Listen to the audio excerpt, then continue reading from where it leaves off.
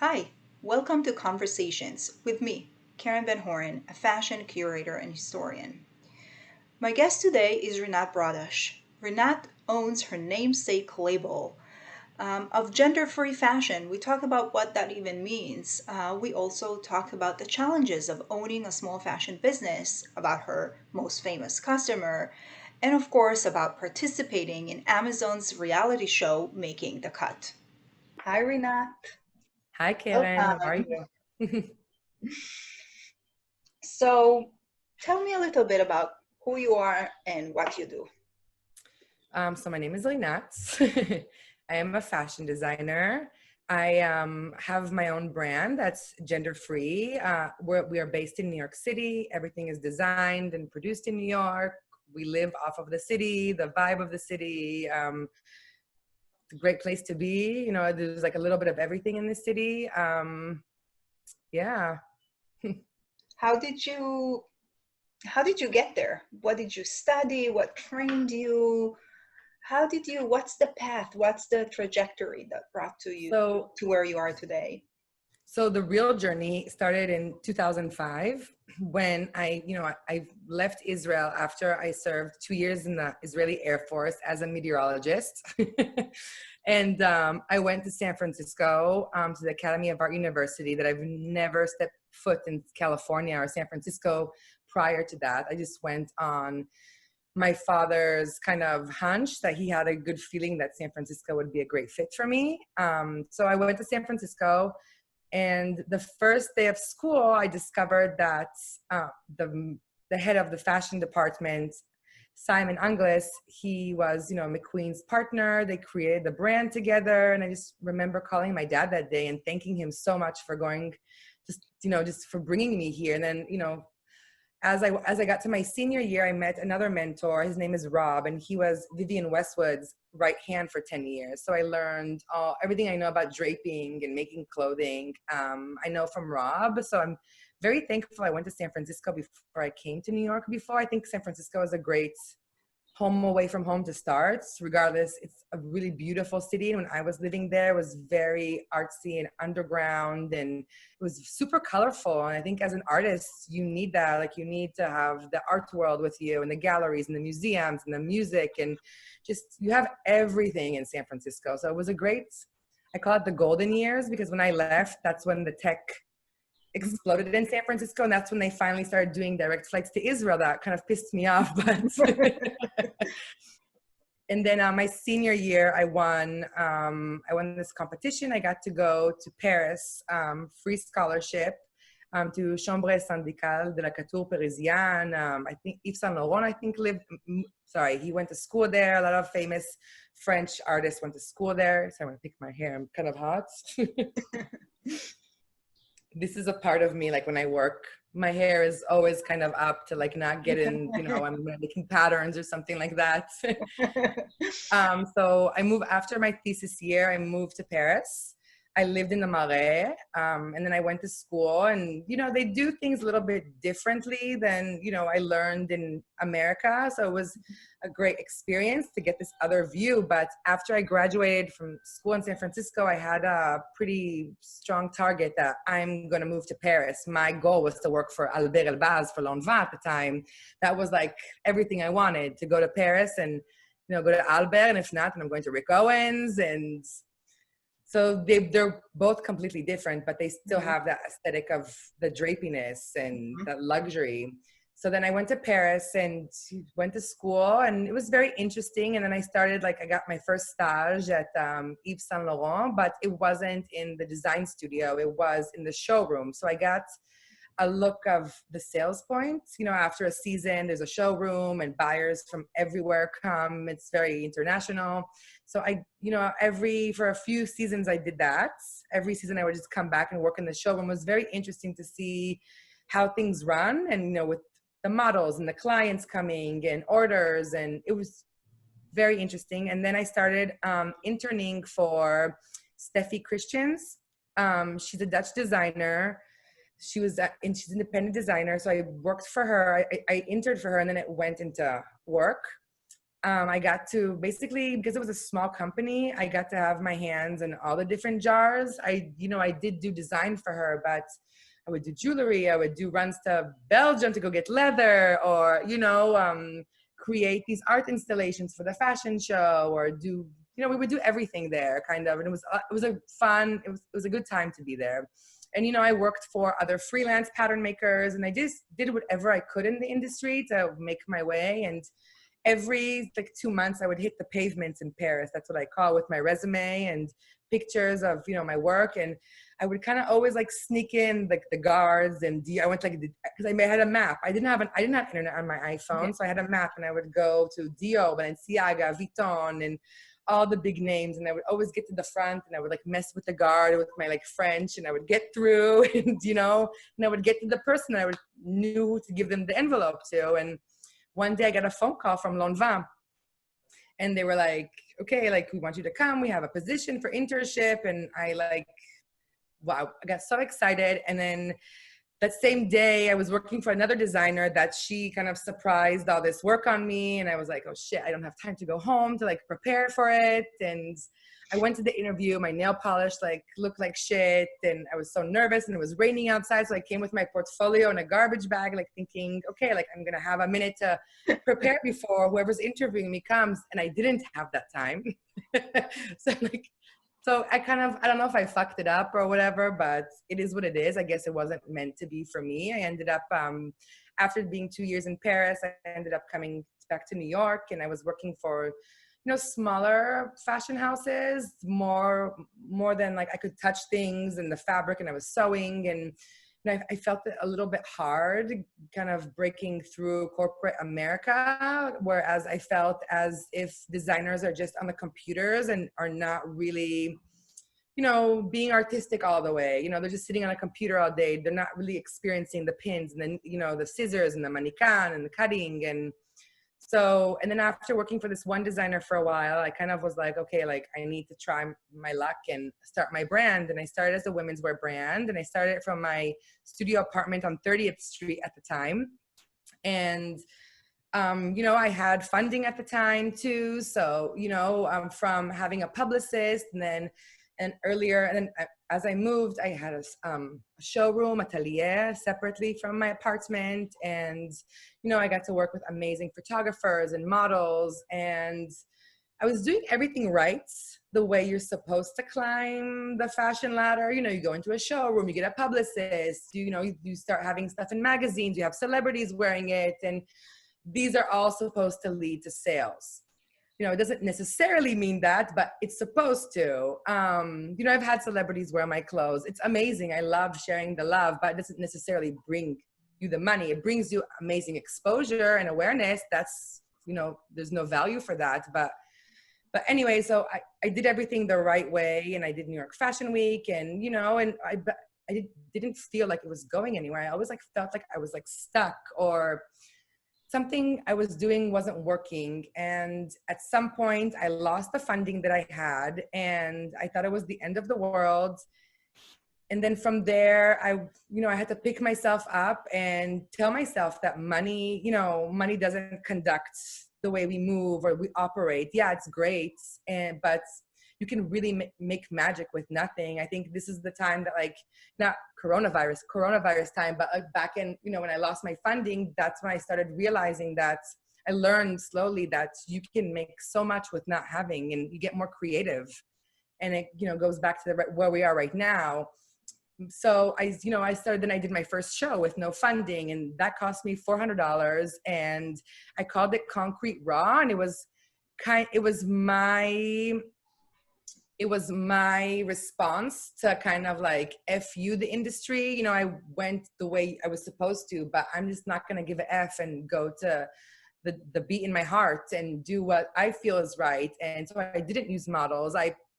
This is the Concrete Raw. So I didn't use models. I put Craigslist ads, calling women, powerful women from all the ages, sizes, shapes, because that's when I started figuring out that fashion could be a little judgmental, racist, where it's only for a specific kind of community. If it's for the rich, if it's for the skinny, and I think a lot of people with different body types don't get the opportunity to experience what fashion is. So I had enough, and then I casted different plus size women, women of color, different ages, different shapes, and it came out to be really cool. I rented this basement that I collected all the remnants from making the collection, because I sewed everything myself, that collection. And I collected it, and we kind of trashed this basement in Hell's Kitchen. And, I had a publicist list, and, I basically went and I emailed everybody, and people thought that they're all having this front row seat to like my new show. And I was like, yeah, you get front seat, you'll have front row, you have front row. And then they basically all like came to this basement. There was no seating there. And we let it like get crowded, and then I stopped the music, and all the women like were all over the room. And then I came out with a plastic cup and an iPhone, and I pressed play on the music and put it in the cup, and I had a black, eye pencil, eyeliner, and I started writing how I feel on each one of these models, because it was about concrete raw, being yourself and not giving an F, and really expressing yourself to the fullest, no matter who you are and what you look like. And the response was really cool. I got remarks that this is very like underground Andy Warhol, like very Cindy Sherman, this art installation, where I kind of felt that fashion is missing that. I think in every runway show there should be some, I don't know if to call it an instigator, or maybe like something to create that visceral feeling. So you leave with a notion I gave you. And I love giving that to people. Like, let me instigate you. How far can you go? Like, I want you to feel what I'm feeling, basically. So then moving forward, then I did the first runway show for New York Fashion Week, that I did it on an amazing budget too. And I showed myself that, yeah, you can do full runway under $2,000, It's asking a lot of favors from people and doing a lot of barters with clothing, but I rather give something. There's nothing for free. There's always something that you have to give back. So for this collection, I hired people of color. I did plus size. There was an older woman. There was different ages. There's always transgender. There's always that community in the LGBT community. So basically the clothes are pretty much for everybody. I don't exclude nobody from this. I feel like my clothes have a different, they translate differently from body to body, and it is all about who you are and what you want to express, and my garment just enhances who you are and who you want to be. So that kind of sort of like brings me to maybe like an origin question, where I wonder what drew you into fashion in the first place. What is it about fashion that sort of like makes you tick? I always wanted to be an artist growing up. And then when I was 12 years old, it kind of hit me that I'm going to be a fashion designer. It just hit me. And my mother always gave me freedom to choose my own clothing. And, she actually introduced me to fashion in a way, because she was obsessed with Donna Karan. This is like the late 80s. And she would always take me to department stores and buy these Donna Karan bodysuits and draped skirts. And she always take me with her, like ever since I was a baby. So my mother's a very stylish woman. So, I had beauty and fashion around me all the time. And then later in life, I found out that my great-grandfather in Czechoslovakia before the war, he was the big tailor of the village. He would make clothes for different authorities in the village and different people. They would come make custom suits. He would make all of the family's clothes. So I was very surprised to hear that when my grandmother told me this story a few years ago. So I do feel it's somewhat engraved in my blood. And I do, like I said on the show, that I feel like I'm here to finish what he wasn't able to finish in a way. So you have the fashion gene. Yeah, and also like when I would go to school, I would go to high school, like, in Ganyavne, Israel, people would always make fun of like the way I dress. My sister always like tells like everybody, like she was the first one to put denim inside like a high boot, like a knee boots, or, I always have like big hair, and people would make fun of my hair, or like, oh, today's not Halloween, or I just kind of didn't care, and I just was myself. And I always had this, thing of, being me, and learning at an early age not to care, basically. And so from the way you kind of described the evolution of your brand, it sounds like gender-free is something that sort of like naturally evolved from sort of like experimenting with different body types, with different, like dressing actual people. Well, even before like it touches with fashion, I think this whole gender-free thing starts actually with the family that raised me. You know, my family raised me to look at a person, you know, there's good or bad in humans, you know, so there's a good person, there's a bad person. They never, I have a lot of LGBT members in my family as well, and they always taught me how to see the soul in the human being, not to see the color, their gender, what they do in their bedroom, or you know what's their size. That's what my parents taught me, and I think it all starts from there. Where like this should be something for everybody, and not just for one group that can afford, you know, to go shop at Neiman's or something like that. Mhm. So what does gender free really mean for you? How is it different from unisex, for example, if it's different? I think unisex is, you know, whenever I hear unisex or whenever like I'll put a unisex in some search engine, I always end up seeing a hoodie with some slogan on it or with some like print or logo or something. That's what I always see, that or like sweatpants. And to call that unisex, yeah, okay, it's very neutral ground, but what I want to bring and bring to the table is a little bit more than that. It's there's more design, there's more sensitivity, there's more energy in it, there's a feeling in it, and you know, it's almost kind of like this shield. It's not just some like straight sleeve, you know, there's always going to be a twist, if it's metaphorically or, you know, three-dimensional. There's always going to be something there that's like, it's not, nothing's going to be basic, even if it looks simple when you put it on, because from the hanger to the body a lot of my clothes change. You're getting some surprise. Yeah. So, like, in terms of being a small brand, what are the challenges of creating gender free? If maybe there aren't, but are there any technical challenges, production challenges? I think because, you know, in the beginning, you know, from transitioning from, you know, women's wear to gender free, and also like the whole gender free, like going back to this, like it really means to me is just freedom. You know, it's just freedom to be who you are, it's freedom of speech, freedom to live. And, you know, that's what it means to me. Like, you know, I think there's too many, I don't have to call it judgmental. There's too many rules and boundary labels in this industry and in the world. And I don't think there should be no labels. You know, you should have the freedom to wear what you want, to be what you want. And yeah, but I do think when I moved from the women's wear to gender free, it was quite a challenge because, you know, all my patterns are made for women. So how do you take that and, you know, go to like menswear or, you know, plus size people, tall, short, you know, people have short torsos, long torsos.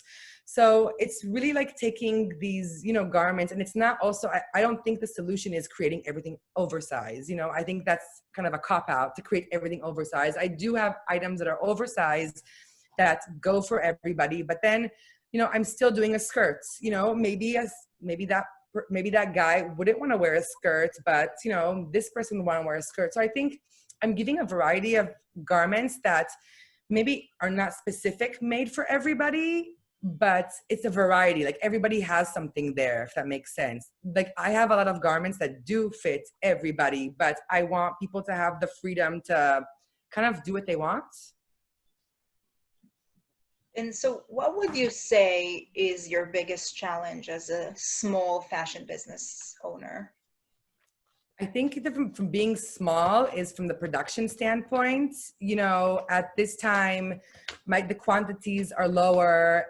You know, it's not that full power like the bigger brands have, where they have like, you know, 300, you know, they'll do like 1,500 styles, pieces per style, or like I go way below that because as I'm testing garments, because I also want to understand what people want from me and like what they love that I do. So it's kind of interesting to see that. So it's kind of like playing with different, taking a risk, gambling almost, you know? So every season it's different, but you know, after getting all this feedback, I do know what people want from me and what they gravitate towards. So it's easier to go to like certain silhouettes and maybe tweak them out for the next season or change a fabric or be inspired by that same garment, but continue something else from it.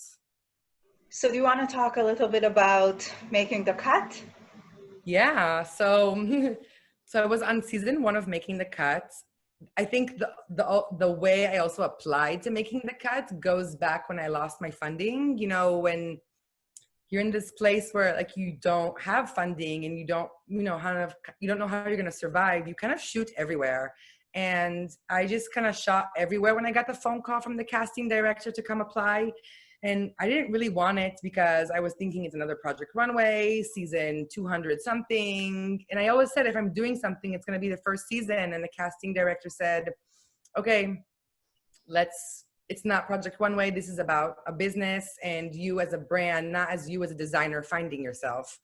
And I loved that. And then I just kept on going from stage to stage. And I was chosen out of 7,000 designers. We were 12.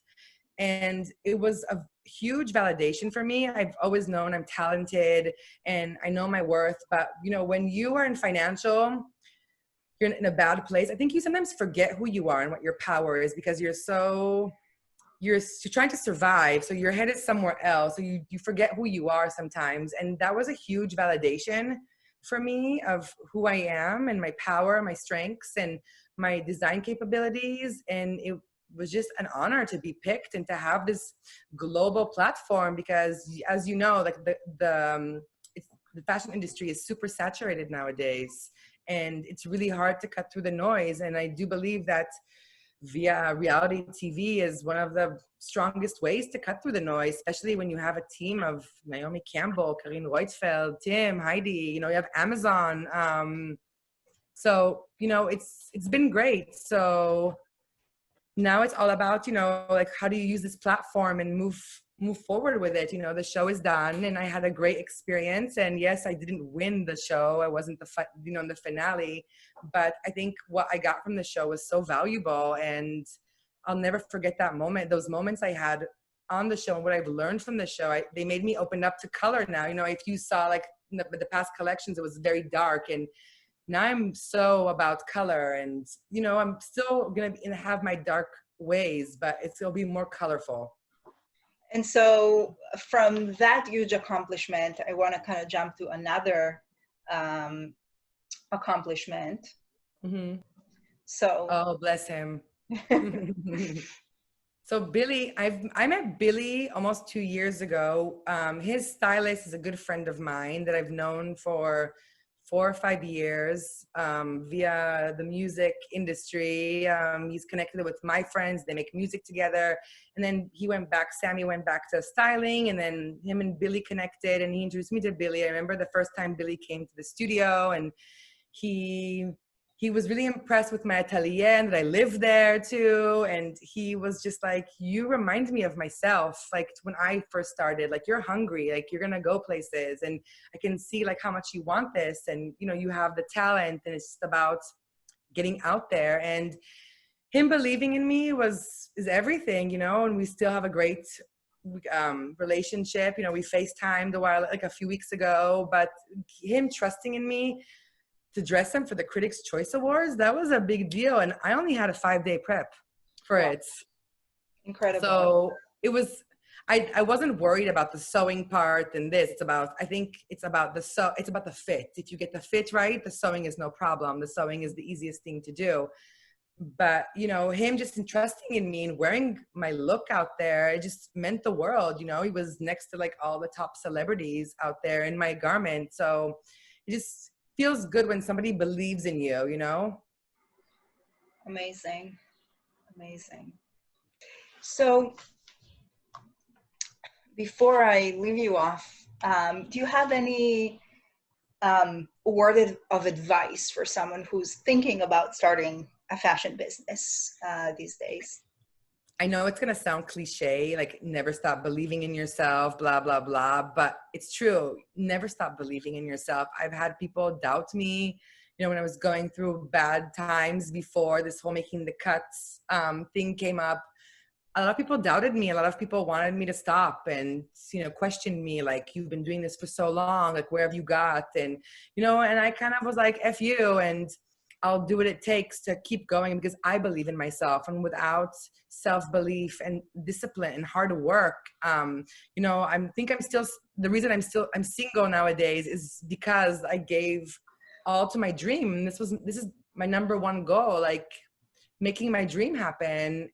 So, you know, you need to give up some things. You need to make sacrifices. When all your friends on 4th of July go camping, you know, it's a month before Fashion Week. You got to stay behind and, you know, work. So there's sacrifices you need to make, and it's a lot of hard work. It's not, you know, it's no joke. And, you know, you really need to know how garments are made and how it's connected, because how are you going to do a fitting if you don't know how it moves correctly or where it's supposed to sit? And you can't take no for an answer. I've had so many people also tell me no. And, you know, I saved all the letters I have from Vuitton, Balenciaga, Chanel. Like, I have all those letters that they said no to my job, me, you know, interviewing for a job. So those are very motivative. Haters are motivative. But you just can't give up. You always have to keep believing in yourself, and just know that you have to have tough skin for this business. You can't, you know, you can't be weak. You have to be tough in this business, and it's okay to have emotions and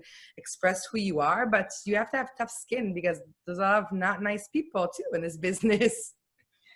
Absolutely. And is there any new exciting project that you work on that you can share with us?